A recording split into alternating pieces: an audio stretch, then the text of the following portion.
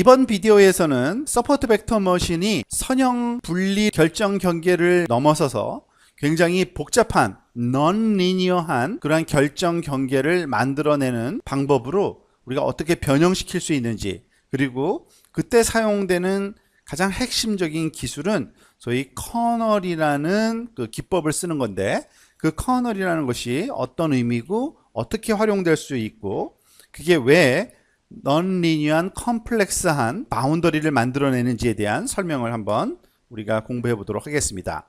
자, 비선형적인 결정 경계를 얻어야 되는 그러한 훈련 자료를 한 가지 예를 들고 있는데요. 지금 보다시피 x1, x2로 주어지는 두 개의 피처로 주어지는 그 포지티브 훈련 자료와 네거티브 값을 갖는 훈련 자료가 이와 같이 분포한다고 생각을 한번 해봅시다. 그러면 당연히 우리가 생각할 수 있는 가장 바람직한 결정 경계는 이 두 개의 영역을 구분시킬 수 있는 이런 모양의, 지금 제가 임의로 그림을 한번 그려보면 이런 결정 경계가 얻어져야지만 가능할 겁니다. 그런데 지금 보시다시피 이와 같은 결정 경계는 굉장히 non-linear한 모양을 띠기 때문에, non-linear한 모양을 띠게 하기 위해서 우리가 보통 로지스틱 리그레션에서 활용했던 것을 한번 기억을 해볼까요?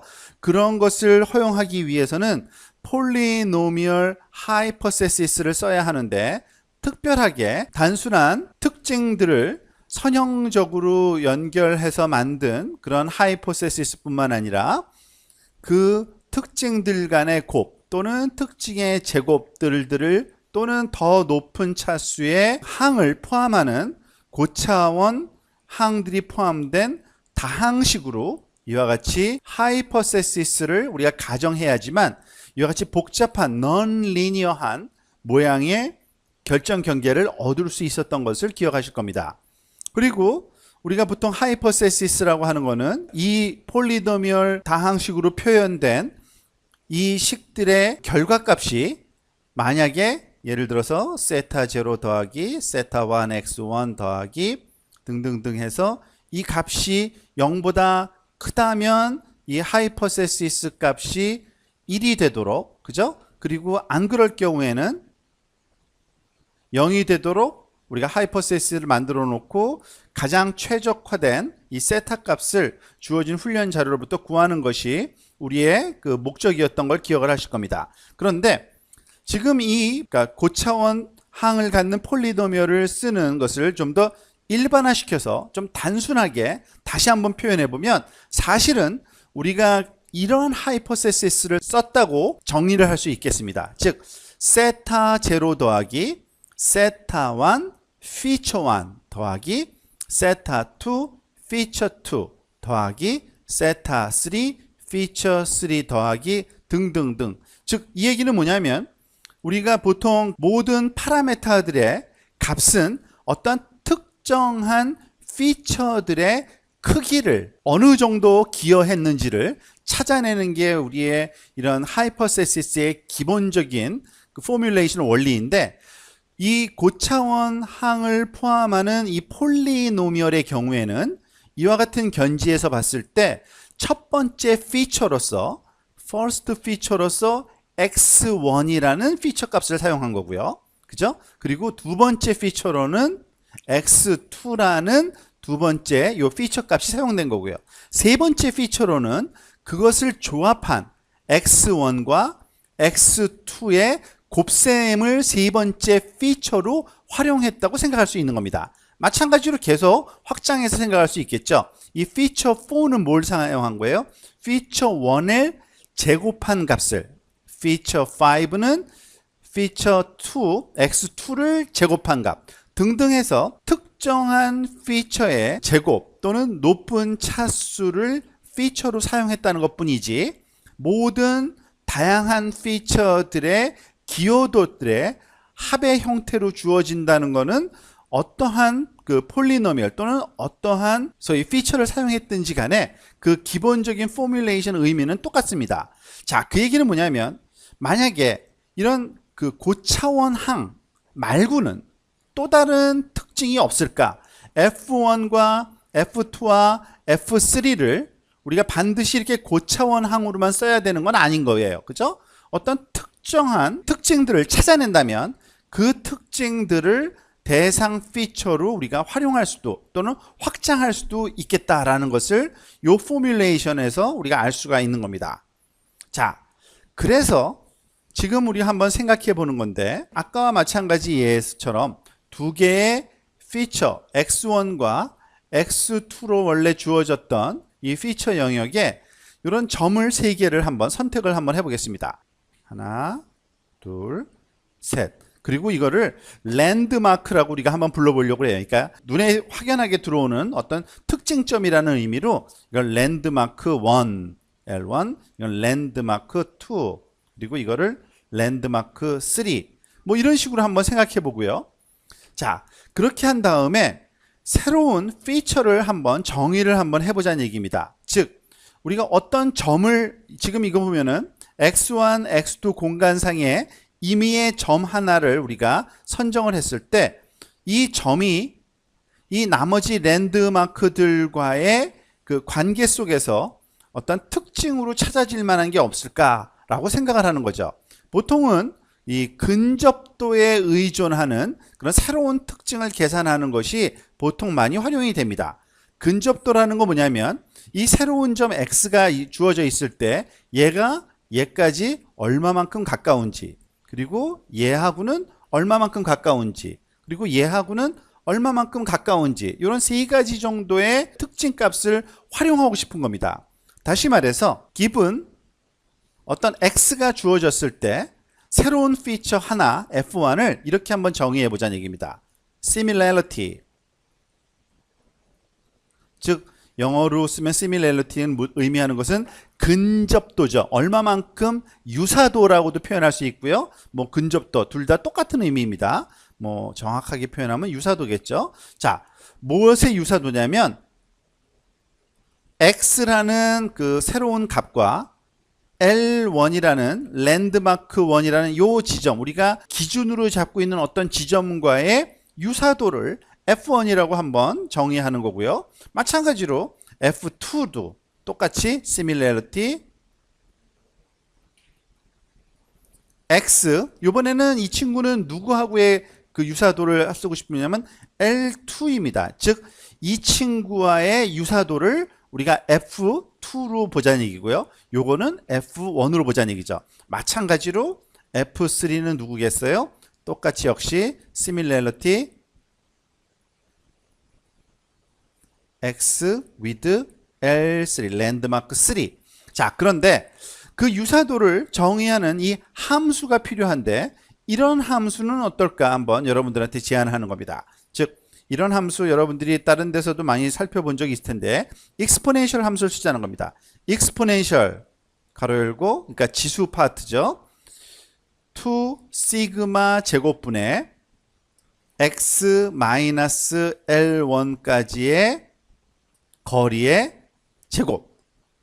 자, 우리가 보통 이런 그 더블 바를 쓰면은 이거는 놈이라 그래가지고 길이를 나타내는 거죠. 어떤 벡터의 길이를 잴 때 쓰는 그 기호인데요. 지금 여기서 x-l의 놈을 쓴 거는 즉 길이 자체, 우선은 x하고 L1 요 두 벡터 사이의 그 차이의 그 길이를 나타낸 거고요. 그거를 제곱한 겁니다. 그거를 우리가 분자에다가 그 지수 부분에서 사용을 한 거고요. 즉 여기서부터 여기까지의 거리를 잰 겁니다. 거리의 제곱이라고 보시면 돼요. 일종의. 그리고 그것을 스케일을 좀 해주는데 2 시그마 제곱, 여기서의 시그마는 그냥 어떤 컨스턴트 숫자입니다. 이거는 이따가 또 밝혀질 건데 보통 가우시안 함수를 쓰기 때문에 그런 건데요. 이거는 그냥 어떤 그 상수를 여기다가 써주자는 얘기죠. 마찬가지로 또 똑같이 exponential 두 번째 피처는 역시 이 안에 들어가는 파라미터 값만 달라지는 거죠. x 빼기 L2 랜드마크까지의 거리의 제곱 나누기 2 시그마 제곱. 마찬가지로 세 번째도 exponential, 역시 이 함수는 너무 똑같으니까 그냥 생략을 하도록 합시다. 자, 보통 이거를 이와 같이 새로운 피처를 그 기존의 피처로부터 구해내는 함수식을 우리가 커널이라고 불러요. 소위 서포트 벡터 머신에서는. 그리고 지금 우리가 이 similarity 또는 유사도를 나타내는 함수로 이러한 exponential이라는 특별한 모양을 갖는 함수를 썼는데, 이 함수는 그러니까 바로 사실은 가우시안 함수를 쓴 거거든요. 그러니까 가우시안 함수를 써서 표현된 커널을 가우시안 커널이라고 부릅니다. 그냥 이 커널은 우리가 원하는 새로운 피처를 만들어낼 수 있는 또 다른 함수식을 커널이라고 그러고, 그 함수식으로 우리가 가우시안이라는 함수를 썼을 뿐이에요. 그러니까 일반적으로 커널이다 그러면 그러니까 K라는 어떤 함수 표현 기호로도 쓸 수 있겠죠. K, X와 랜드마크 사이와의 어떤 그 관계를 나타내는 커널 함수는 다양한 걸 쓸 수 있으나 여기서는 가우시안 함수를 썼을 뿐입니다. 물론 이 가우시안 함수가 익숙하지 않은 사람들도 있을 거예요. 근데 그 함수에 대해서 이제 자세히 한번 좀 우리가 살펴보도록 하려고 합니다. 무엇을 나타내는지, 이와 같은 함수를 씀으로써 우리가 어떠한 특징을 잡아내고 있는 건지를 한번 살펴보도록 할 겁니다. 자, 커널과 유사도라는 그러한 개념을 같이 한번 살펴보려고 합니다. 우리가 지금 찾고자 하는 커널은 특별하게 그 유사도를 측정하는 건데요. 말 그대로 어떠한 입력값 x가 있을 때 그 x가 어떤 기준점들, 여기서는 랜드마크라고 부르는 기준점들인데요. 이 기준점들과의 점이라고 표현해서 좀 이상하지만 벡터 공간상에서는 점이기 때문에 그렇습니다. 이 과의 유사도를 측정하는 것으로 우리가 지금 선정한 게 이러한 익스포넨셜 함수를 쓰자 그랬죠. 익스포넨셜 괄호 열고 마이너스 x 마이너스 L1 놈의 제곱 나누기 2 시그마 제곱인데, 이 함수식이 바로 가우시안 함수라고 부르는 건데요. 이 가우시안 함수가 어떤 특징이 있는지는 한번 극단적인 경우를 한번 살펴봅시다. 즉 x라는 그 입력값이 L1이라는 랜드마크와 아주 유사할 때, 그때는 이 함수식을 써보면 피처가 어떻게 되는지 한번 볼까요? F1이라는 피처는 똑같이 익스포넨셜 함수를 그대로 지금 여기다 가져온 건데요. 이 안에 내용을 한번 대입만 시켜본 겁니다. 즉 마이너스 2 시그마 제곱분의 x하고 L1이 거의 유사하면은 빼주면 뭐가 되겠습니까? 반드시 0은 아닐지라도 거의 0에 가까운 값이 생기겠죠. 그러면은 그것의 제곱을 하면 어떻게 돼요? 거의 0이에요. 그리고 익스포넨셜 함수의 그 지수 부분에 0이 들어가면 그 값은 1입니다. 즉 x라는 입력값이 기준점 값과 거의 유사하면 최대값인 1을 값을 갖게 되는 거고요. 만약에 x가 이 L1이라고 하는 그 랜드마크로부터 많이 떨어져 있으면, 거리가 떨어져 있으면 그때 생기는 피처 값 F1은 좀 다른 값을 갖겠죠. 어떤 값을 갖는지 볼까요? 마이너스 2 시그마 제곱분의 어떤 숫자의 제곱인데, x와 L 사이가 많이 떨어져 있으면 x 마이너스 L1은 사실은 굉장히 큰 값을 갖게 되겠죠. 그리고 그것의 길이니까 이 안에 굉장히 큰 숫자가 large 넘버가 오고요. 그 large 넘버의 제곱이 되니까 지수의 기호가 마이너스고 굉장히 큰 값을 가지니까 익스포넨셜 마이너스 큰 숫자는 거의 0에 가까운 값을 갖게 됩니다. 즉 그 F1이라는 유사도는 그 x값이 그 랜드마크에 가까우면 가까울수록 1에 가까운 값을 갖고요. 만약에 멀리 떨어져 있으면 0에 가까운 값을 갖는 특징을 나타냅니다. 언제? 우리가 그 커널 함수로, 그리고 유사도를 측정하는 함수로 이 가우시안 펑션을 사용했을 때 그와 같은 현상이 나타난다고 보시면 됩니다. 마찬가지로 모든 그 랜드마크에 대해서 다 이거를 측정하겠죠. 즉 1번 랜드마크에 대해서, 그리고 2번 랜드마크에 대해서, 3번 랜드마크에 대해서 각각 주어진 x값으로부터 피처가 하나씩 F1, F2, F3로 구해지는 거고요. 즉 원래는 x라는 값 하나였는데 이 값이 이 랜드마크를 기준으로 한 어떤 특징 값으로 변형된 similarity F1, F2, F3 이 세 개의 값으로 그러니까 피처 벡터로 변화가 돼서 우리가 새로운 특징으로 활용될 수 있는 값들을 추가적으로 많이 얻을 수 있게 되는 겁니다. 이게 바로 커널을 사용하는 이유입니다. 그리고 특별하게 가우시안 함수를 커널로 썼을 때의 값의 특징을 좀 살펴본 거고요. 익스포넨셜 지수 부분에 들어가는 이 놈의 제곱이라고 하는 거는 알고 보면 그 컴포넌트들의 차이들을 다 제곱을 해서 더해 준 것과 동일한 효과라는 것을 벡터의 길이를 잴 때 계산하는 그 수식을 여기에 적용을 하면은 그대로 적용될 수 있다라는 걸 한번 보여주는 거고요. 자, 이번에는 그 가우시안 함수에 대해서 좀 더 살펴보도록 합시다.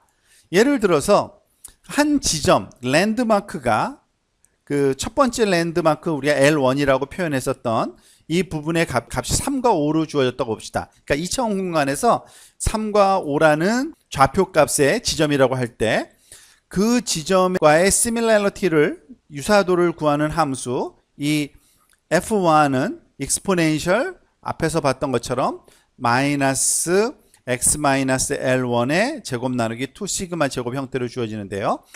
아직까지는 이 시그마 제곱이 의미가 어떤 것인지를 설명을 한 적은 없어요. 그런데 예를 들어서 시그마 제곱을 그냥 간단하게 1이라고 놓고 얘를 그냥 1로 놓으면은 분모 부분을 1로 놓으면 분자만 남으니까 분자만 가지고 우리가 얘기를 하면 좀 더 쉽겠죠.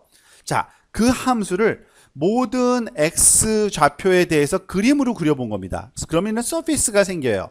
왜냐하면은 지금 이 수평면에 첫 번째 축이 x1 축이고 x2 축이라 그럴 때 이 x1 축에 요 3이라는 지점이 있겠고요. 그죠?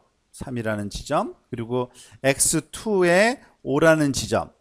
요 지점이 바로 요 랜드마크의 지점 3과 5라는 지점인데 그 지점에서의 이 f1 값이 가장 큰 값인 1이라는 크기를 갖습니다. 여기서 1이라는 크기로 주어지죠. 그리고 그 주변으로 멀어지면 멀어질수록 즉 이 랜드마크 지점에서 멀어지면 멀어질수록 점점 더 값은 작은 값을 갖고 많이 멀어지면 멀어질수록 점점 0에 가까운 값을 갖게 돼요.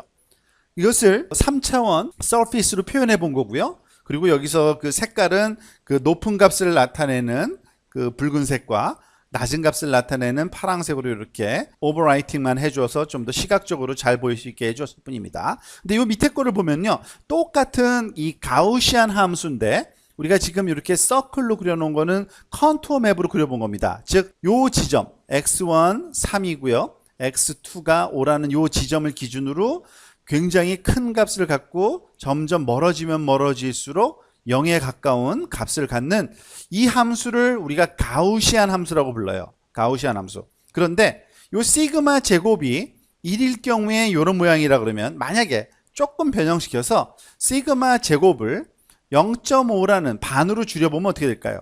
이러한 서피스의 형태의 변화가 일어납니다. 어떤 변화가 일어났어요? 범프의 모양이 좀 더 쪼그라들었죠. 즉 굉장히 좁은 영역으로 이렇게 압축된 듯한 느낌을 받고요. 컨투어 맵으로 보면 좀 더 쉽습니다. 컨투어 각 구간과 구간의 간격이 좀 좁아졌다는 얘기는 어떻게 된 거예요? 좀 더 좁은 영역 안에서 굉장히 빠르게 거리가 멀어지면 멀어질수록 이 함수값 F1이 아주 빠르게 감소하는 걸 보여주는 거고요. 시그마 제곱을 크게 했을 경우에는 어떻게 되냐면 그 반대의 경우입니다. 즉 1에서 3으로 증폭됐을 때는 어떻게 돼요? 시그마 제곱이 커지면 이 범프가 옆으로 이렇게 늘어나죠. 보통 가우시안 함수에서는 이 보통 이런 벨 쉐입의 모양의 3차원적인 벨 모양의 함수 특징을 갖는데 이 벨의 폭을 보통 우리가 시그마라고 많이 부릅니다. 즉 시그마가 커지면 커질수록 이 벨의 폭이 커지는 거고요. 즉 넓어지는 거죠. 그리고 이 시그마 값이 작아지면 작아질수록 폭이 좁아지는 거예요. 그러니까 아주 뾰족한 모양의 similarity 펑션이 생기느냐 아니면 스무드한 모양의 similarity 펑션이 생기느냐는 바로 이와 같은 시그마 제곱에 의해서 결정된다고 보시면 됩니다. 자, 그래서 다시 한번 이와 같은 가우시안 함수를 커널로 썼을 때 우리가 어떤 작업 또는 어떠한 디시전 바운더리가 예상되는지를 한번 간단한 예를 들어서 한 가지 살펴보려고 합니다. 우선 아까와 마찬가지로 요 한 세 지점을 L1, L2, L3라고 부르는 랜드마크 세 개를 놓고서 서포트 벡터 머신에서 하이퍼세시스를 한번 결정을 해 보도록 하겠습니다. 즉 서포트 벡터 머신에서 커널을 쓰게 되면은 이젠 x1, x2라는 주어져 있는 이 특징을 그대로 쓰는 게 아니라 이 특징 공간 안에서 이 랜드마크와의 유사도를 계산을 해서 그거를 피처로 쓰는 겁니다. 즉 이와 같은 그 하이퍼세시스의 모양이 세타 0 더하기 세타 1 F1, 세타 2 F2, 세타 3 F3 합을 한 것의 값이 0보다 크면 우리가 1이라는 포지티브 결과라고 우리가 예측을 하자는 건데요. 이때 F1, F2, F3는 뭐예요? 각각 주어진 입력값과 랜드마크 3개와의 유사도를 각각 측정을 하는 겁니다. 그런데 어떻게 구하는지는 잘 모르겠지만 어쨌든 우리가 앞으로 이제 알고리즘을 활용을 할 건데요. 구했어요. 이 하이퍼세시스를 가지고서 그랬을 때 세타 0가 마이너스 0.5가 나왔고요. 그리고 세타 1이 1로 나왔고요. 그리고 세타 2가 또 1로 나왔고 세타 3는 0이라는 값을 갖도록 이렇게 나왔다고 한번 가정을 해봅시다. 계산을 했더니 자, 그럼 이것이 과연 무엇을 의미하는 건지를 다시 한번 살펴보려고 하는데 즉 무슨 얘기냐면 새로운 값 x 값이 여기 하나가 들어왔다고 한번 가정을 해봅시다.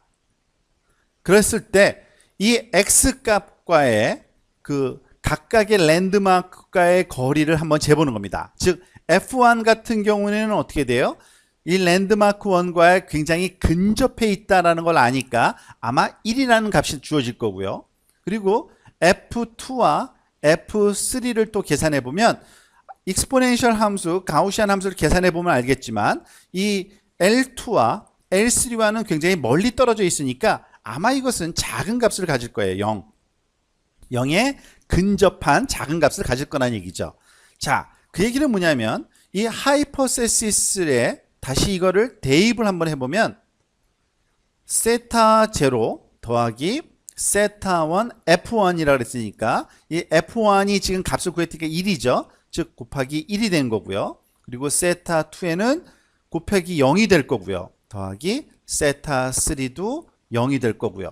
자, 이 값을 계산해 볼까요? 우리가 주어진 그 세타 0를 마이너스 0.5, 세타 1을 1, 세타 2를 1로 주어졌을 때를 그 얘기를 한 거니까 입력을 해보면 아마 이게 마이너스 0.5 더하기 1 더하기 곱하기 1은 1이고 00이니까 답은 0.5가 나올 거고요. 하이퍼세시스 결과가 0.5는 0보다 크니까 어떻게 돼요? 당연히 이거는 프레딕트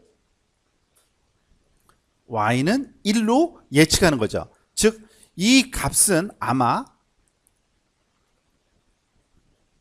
1이라는 값으로 예측이 될 거예요. 마찬가지로 또 다른 점 한번 또 생각을 해볼까요? 예를 들어서 또 다른 점 x 값이 하나 주어졌는데 이 친구는 사실은 랜드 1, 랜드 2, 랜드 3 모두 다 멀리 떨어져 있는 거예요. 즉 그 얘기는 뭐냐면 F1과 F2와 F3를 구했을 때 모두 다 0일 거고 그거를 여기 또 원래의 하이퍼세시스 구한 옵티마이즈드로 구한 거에 대입하면 세타 0 더하기 세타 1 F1은 당연히 0일 거고요. 또 세타 2 F2도 0이고 세타 3 F3도 0이 돼서 결과값은 마이너스 0.5만 남는 그 첫 번째 하나만 살아남는 얘는 당연히 0보다 작으니까 아마 뭐로 예상될 거예요? 프레딕트 y는 0으로 예상될 겁니다. 즉 이 친구는 자, 그 얘기는 우리가 대충 짐작할 수 있는 게 뭐냐면 지금 보면은 세타 1은 1로 주어지고요. 세타 2도 1로 주어졌다는 얘기는 요 지점에 가깝거나 요 지점에 가까운 지점들은 포지티브 앤서로 예측될 거란 얘기입니다. 그러한 점들을 모아보면 어떻게 돼요? 얘와 얘를 기준으로 그 주변이 되는 겁니다. 그러면 아마 디시전 바운더리는 이런 형태의 디시전 바운더리를 나타내는 이 하이퍼세시스가 되는 거예요. 이게 바로. 그리고 그것을 결정짓는 요 모양을 결정짓는 거는 바로 가우시안 함수가 요 주변에 이와 같이 점점 멀어지면서 값이 점점 줄어드니까 이러한 넌리니어 형태 모양을 띠고요. 결과로서 두 개의 영역으로 나눴을 때 이 바깥쪽 부분은 y는 0인 지점이고 요 안쪽이 y는 1인 지점에 해당되는 이와 같은 디시전 바운더리를 얻게 해주는 게 서포트 벡터 머신 그리고 그 특별하게 커널을 가지고서 사용한 서포트 벡터 머신을 그 알고리즘을 통해서 얻는 디시전 바운더리가 사용하는 커널 그리고 그 랜드마크의 그 위치에 따라서 아주 다양한 복잡한 넌리니어 형상을 띌 수 있다는 게 서포트 벡터 머신의 특징이라고 볼 수가 있습니다. 여러분들이 주의 깊게 봐야 될 거는 서포트 벡터 머신을 그냥 쓰면은 그냥 선형 경계만 생겨요. 커널을 안 쓰면. 그러니까 커널을 써야지만 이와 같은 넌리니어 바운더리가 생기는 겁니다. 특별하게 가장 많이 쓰이는 가우시안 커널을 지금 배운 거예요.